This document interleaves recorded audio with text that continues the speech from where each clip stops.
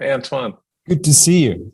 what's your thought about 2019 now that it's in bottle? It's been in bottle for a few months. You taste the wines regularly. Mm. How are you thinking about the vintage and how do you think it fits for Nene and Luscious in particular? It's well, you remember when we tasted it together, it was actually Yeah. pretty much the same configuration. uh it was a tricky vintage, but I really think that we named it the deserved elegance, well-deserved elegance, this vintage, globally speaking. But it was never as obvious as now. When you taste the wine, the 19, they already have this appeal that is quite surprising, in fact. So you have, well, before eventually it can close down back again. But so far, these ones are extremely luscious, but still supplying a great tension, freshness, and a structure that is extremely interesting. But you get this appeal that is, well, tremendous. And for some wines, they have reached a peak and their achievements that I'm thinking about Potensac or Nina, for example. These two wines are glorious. It's coming right after 2018. And some people now start to say, well, can we taste both the 18 and the 19 all together at the same time? I Mhm. say, no, because when you taste side by side, one will actually overwhelm the other. Just, it's a fatality. And then 19 is so glorious now that 18, with its strength, its power, its broad shoulders, is not really playing the same game. They're on different worlds, and people sometimes do not understand that. 19 is glorious. It has got a more classical structure, but at the same Mhm. time, it has got a lot to say, a lot to say. So it's really a vintage that we really particularly enjoy. So on top of that, it's slightly lower alcohol, interesting density. The yields were average as usual, but then again, it's just a fresh and long-lasting vintage. So But the wines are actually very approachable, as you say. They're sort of like 2015, where 15s were so good young and they never closed. indeed, 15 has got more of a solid type of vintage. There's Yeah. more elegance, much more elegance and nobleness to 19, with Mhm. extra freshness. So acidity would be actually, I think it's the acidity, the pH would be, globally speaking, lower in 19 than it was in 15. I have to check that fact, but still, you have, when you compare those two, yes, indeed, 15, I totally agree with you, were easy from the beginning, and still now, Yeah. with a good decanting, you can enjoy them without any kind of problem. That's what I like. And I get the Mm, feeling that 16 is the same sort of thing. You taste it and you go, wow. I mean, some wines are quite punchy, but not, not like the 18s that were really rich and structured. And I mean, I like those very much, but mm. there's something so attractive about 19 where you taste them, you're like, they're delicious, fresh, blue fruits, just sort of cooler wines altogether, more, let's say, classical Bordeaux like, but really at a top level. Definitely, definitely. You have the precision of at 19 that you probably did not have to this extent in 15. It's just Yeah. adding more freshness, more elegance, and somehow, yes, I still think more structure. But still, comparing 19 and 15, it would be not only just you would actually need to just mix with other vintages just on Yeah. top of 15. So it has got more elegance. So yes, indeed, 15 and 16 probably, because 16 is actually much more structured and has got this. Yeah. Tannins. It's so massively mingled and structured that the wine are beautiful, but they need to, well, they both both 19 and 16 are bound for great futures. But But what and how still, did you think you got that structure? Was it true, like you, for example, compared to 18, mm, 16 or 19, you had a few like key sessions of rain, particularly the end of July, at the end of September. It was different where 18, you had like 50 days of essentially drought, and so it was a different growing season, right? It was different. It was different, but at the same time, it was just really, we had to be extremely careful at each step, really, because it could actually, things could actually not as what we've experienced in 21, but 19 was difficult. You had to be extremely precautious.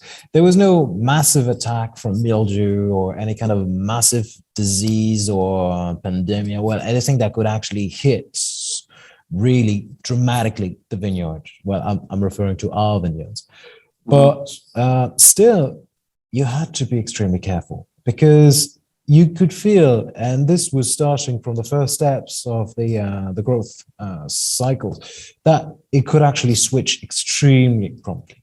So we had to be extremely careful. It was just really just on the edge, nearly until the end.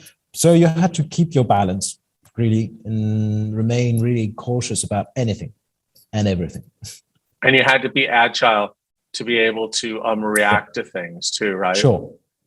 So this is actually why for all our different estates, we just focus on the teamwork and people who actually are in the vineyard, to just maintain the health and just adapt the treatment. So we prefer just to act like snipers rather than air raids, It's just more efficient. I like the way you describe it because the way you describe it, on the edge and like ready to react, that's actually how Bordeaux's always been. Of course, years ago, they couldn't react as well, but that's what makes Bordeaux unique, is that on the edge all the time, where it's like, it's not just in a super warm and dry climate, and it's always just, ready for something, whether it's rain or disease or cold temperatures or whatever. And because you were Atlantic climate, and so that's part of making wine, and that's why you have the unique character of Bordeaux, and that's why you have something like 19, which is very Bordeaux in character, right? Definitely. It's typically what we call more classic. And then, of course, the temperatures were slightly higher than the usual classical style Bordeaux, but it didn't have that much of an impact on alcohol level, which dropped back to, I'd say, a more sensible, more reasonable level as compared to 18. But at the same time, it's just, I agree with you, it's just much more of a Bordeaux style wine, and which is actually, at the first time, you get pleasure and thirst quenching impression. And you guys are, so you're right bank, left bank, and I really, Pomerol seemed to really excel in 19. Like every Pomerol I tasted, was just fantastic, and they're so gorgeous to drink. They have a little bit more fruit than, let's say, Cabernet-based wines, Cabernet Sauvignon, and I don't want to call it a right bank year, but in my mind, just Pomerol is just crazy again in 19. It was fantastic in 18 as well, but everything from lesser estates on sandy soils to classical estates on clay and gravel, like you guys. Like, what's your impression of right bank wines? Right bank wines are indeed, they're showing the impression, and I've heard many people saying that Merlot did a great job in 19, but it's just really, as you said, it's just depending really on the terroir itself, because when you switch from gravel to sandier part, then of course it sings, and there was a mixture of heat, enough rain, freshness at night, because the nights were not that cold and not that warm, so the vineyard could actually rest. So it helps tremendously. On top of that, those terroirs such as Nina, among others, on the plateau of Pomerol, do really enjoy from the great gravels, the stones, who could just reflect both freshness at night and heat when necessary. But so it is indeed a great vintage. But it's actually hard for me to say that it's more of a right bank rather than a left bank, because the Cabernet Franc in 19 on the left bank are glorious, and they do play a magnificent part, and they waltz together with the Merlot in a magnificent way. So the end is for some wines that are, of course, Mina, you mentioned it, or like other Pomerols, or even in the northern part of the Médoc with the Potensac and the texture of the Lascaz. And I think that what's interesting when you taste them all in a row is that you feel like each terroir is really standing tall. So you really get the feeling that you're tasting a Pomerol, a Médoc, and so on. So you get the markers. You get the markers. It's not only a classical structured Bordelais type, still gentle, not the harsh ancient way, type of vintage, but it is a great vintage where each little or great terroir, and more specifically, a more appellation, will actually be characteristic in your glass. And actually, it's pretty well true for all the wines that, the little number of wines, I'd say, that I've had the chance to taste. Yeah, I think you're right. But it's a captivating region.